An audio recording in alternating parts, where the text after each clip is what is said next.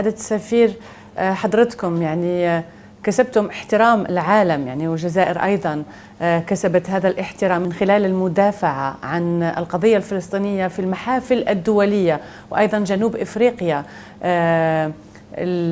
كونها يعني تلتجئ إلى المحكمة الدولية لاسترجاع حق الفلسطينيين. فهذا شيء نبيل منكم كبلد، ويتطلب شجاعة كبيرة، كون أنه يعني في زمن أنه ممكن بلدان كتار التزموا الصمت، لكن الجزائر تتكلم والجنوب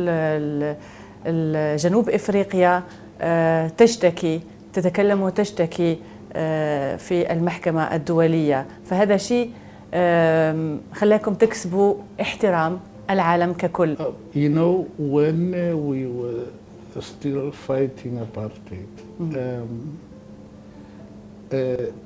apartheid was the strongest military power in Africa, right? And it had the support of Western nations, unfortunately. They viewed South Africa as part of their anti-communist strategy, that it plays a very important part in their anti-communist strategy. Remember, that was during the Cold War.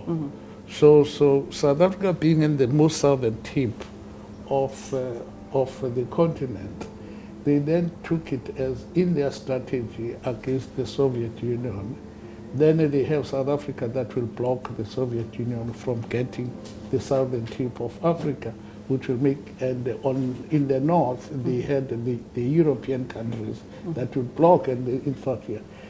Now, it was a very, very violent regime, very violent. Apartheid survived for so many years because of its violence, because of its violence.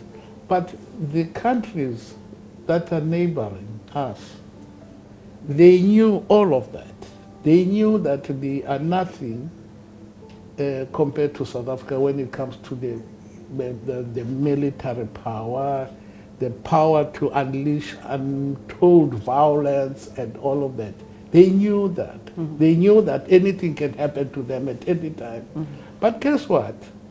They said, we will support your struggle, irrespective.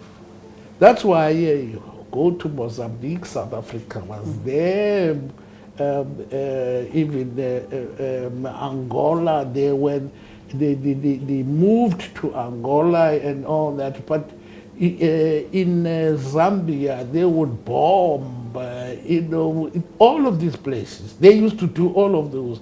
But those countries remained steadfast in supporting our struggle at the expense of their own security, at the expense of their own security, at the expense of their own lives. Because we've got a lot of people in those countries that died when South Africa invaded and bombed them. Now,